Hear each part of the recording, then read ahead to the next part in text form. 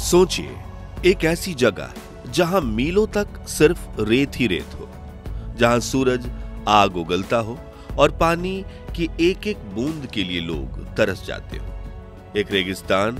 अब उसी जगह सोचिए, लहलहाते खेत, हरे भरे बाग और किसानों के चेहरे पर मुस्कुराहट। इम्पॉसिबल लगता है ना, एक सपने जैसा। लेकिन ये सपना नहीं, हकीकत है। ये है नए भारत की कहानी, जहां इंसानी जज्बे और टेक्नोलॉजी ने मिलकर एक रेगिस्तान को जन्नत में बदल दिया। आज हम आपको ले चलेंगे एक ऐसे सफर पर जहां आप देखेंगे कि कैसे भारत अपने सबसे बड़े रेगिस्तान थार डेजर्ट को एक उपजाऊ फसल भूमि में बदल रहा है। ये कोई चमत्कार नहीं, बल्कि सालों की मेहनत, प्लानिंग और एक कभी ना हार मानने वाले भारतीय होने की निशानी है। भारत के वैज्ञानिकों ने ऐसा क्या कर दिखाया, जानेंगे इस वीडियो में। लेकिन आगे बढ़ने से पहले हमारी आपसे एक छोटी सी रिक्वेस्ट है कि अगर आप हमारे चैनल पे पहली बार आए हैं तो प्लीज इसे सब्सक्राइब जरूर कर लें, और अगर वीडियो पसंद आ जाए तो लाइक करना मत भूलिएगा।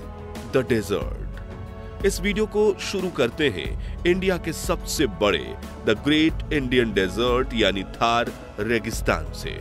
राजस्थान, गुजरात, हरियाणा और पंजाब के हिस्सों में फैला ये रेगिस्तान अपने कठोर माहौल के लिए जाना जाता है, जहां गर्मियों में टेम्परेचर 50 डिग्री सेल्सियस तक पहुंच जाता है, बारिश ना के बराबर होती है और तेज हवाएं रेत के टीले एक जगह से दूसरी जगह ले जाती हैं। ऐसे में खेती बाड़ी करना तो दूर की बात, आम जिंदगी जीना भी एक बहुत बड़ी चुनौती थी। पानी की कमी के कारण यहाँ के लोगों को कई कई किलोमीटर दूर से पानी लाना पड़ता था और ज्यादातर जमीन बंजर पड़ी रहती थी। इससे यहाँ के लोगों की आमदनी भी कम थी और उन्हें रोजगार के लिए बड़े शहरों की तरफ पलायन करना पड़ता था। लेकिन फिर हुआ एक ऐसा काम जिसे इंडिया का सबसे बड़ा इंजीनियरिंग मार्वल्स में से एक माना जाता है। इसका नाम है द इंदिरा गांधी कैनल। सोचिए, हिमालय की नदियों सतलज और व्यास के पानी को हंड्रेड्स ऑफ किलोमीटर्स का सफर कराकर सीधे राजस्थान के रेगिस्तानी इलाकों तक पहुंचाया गया। यह कैनाल, जो लगभग 650 किलोमीटर लंबी है, एक लाइफलाइन बनकर आई। जहां पहले पानी की एक बूंद नहीं थी, वहां इस कैनल ने पानी का सागर ला दिया। यह सिर्फ एक नहर नहीं थी, या उस पर बंजर जमीन के लिए अमृत की धारा थी, जिसने थार की किस्मत बदलने की नींव रखी। इस कैनल सिस्टम ने रेगिस्तान के लाखों हेक्टेयर जमीन को सिंचाई के लिए पानी उपलब्ध कराया। पानी लाना एक बात है, लेकिन रेगिस्तान में उसकी हर बूंद का सही इस्तेमाल करना उससे भी जरूरी। और यहीं पर मॉडर्न टेक्नोलॉजी ने एक हीरो का काम किया। पारंपरिक तरीके से खेती करने में पानी बहुत वेस्ट होता है, इसलिए यहाँ के किसानों ने स्मार्ट फार्मिंग टेक्निक्स को अपनाया। सबसे पहले आता है ड्रिप इरिगेशन। इस टेक्निक में पानी को पाइप के जरिए सीधे पौधों की जड़ों तक बूंद बूंद करके पहुंचाया जाता है। इससे पानी की जबरदस्त बचत होती है और पानी हवा में उड़ भी नहीं पाता। दूसरा है स्प्रिंकल सिस्टम यानी फव्वारा सिंचाई। इससे ऐसा लगता है जैसे खेत में बारिश हो रही हो। यह भी पानी बचाने का एक कारगर तरीका है। इन सभी सिस्टम्स को चलाने के लिए सोलर एनर्जी का इस्तेमाल किया जा रहा है। जगह जगह सोलर पैनल्स लगे हैं जो पानी के पंप्स को चलाते हैं। इससे बिजली का खर्च भी बचता है और ये एनवायरनमेंट के लिए भी अच्छा है। अब बात करते हैं उस सीक्रेट इंग्रेडिएंट्स की, जो यहाँ के लोगों का जज्बा और जुगाड़ है। जब इंदिरा गांधी कैनल का पानी यहाँ पहुंचा तो सिर्फ पानी लाना काफी नहीं था। रेतीली जमीन को खेती लायक बनाना, उसमें सही खाद डालना और इसकी क्वालिटी को सुधारना एक बहुत बड़ा काम था। यहाँ के किसानों ने अपने सालों के अनुभव और न्यू टेक्नोलॉजी को मिलाकर काम किया। इसे कहते हैं असली जुगाड़। एक ऐसी इनोवेशन जो जरूरत के हिसाब से कम संसाधनों में बेहतरीन रिजल्ट दे। ये उनकी हिम्मत ही थी कि उन्होंने रेगिस्तान के बंजर जमीन के आगे घुटने नहीं टेके।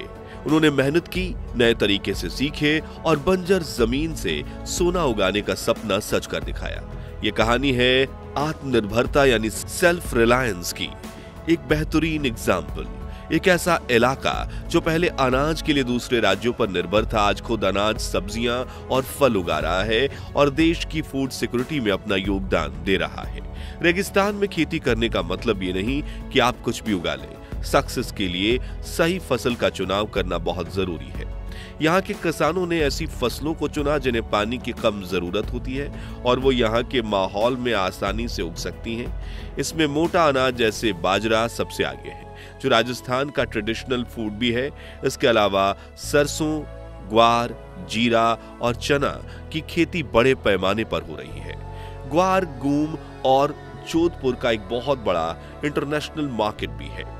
यही नहीं, अब तो यहाँ के किसान अनार, बेर और किनाव जैसे फल भी उगा रहे हैं, जिससे उनकी आमदनी कई गुना ज्यादा हो गई है। तो इस पूरे एफर्ट का नतीजा क्या निकला? नतीजा हमारे सामने है। जो थार रेगिस्तान पहले बंजर और बेरंग दिखता था, आज उसके कई हिस्से हरियाली की चादर ओढ़े हुए हैं। इस ट्रांसफॉर्मेशन ने यहाँ लोगों की जिंदगी बदल दी, किसानों को फायदा। इस तकनीक से किसानों की आमदनी बढ़ गई, उनकी फाइनेंशियल कंडीशन सुधर गई। जब आमदनी बढ़ती है तो लाइफस्टाइल भी बेहतर होता है। अब यहाँ के लोग अपने बच्चों को अच्छी एजुकेशन दे पा रहे हैं, हेल्थ फैसिलिटीज बेहतर हुई हैं और सबसे बड़ा बदलाव यह है कि जो लोग पहले काम की तलाश में शहरों की तरफ जाते थे, अब वो वापस अपने गाँव लौट रहे हैं और खेती में अपना फ्यूचर देख रहे हैं।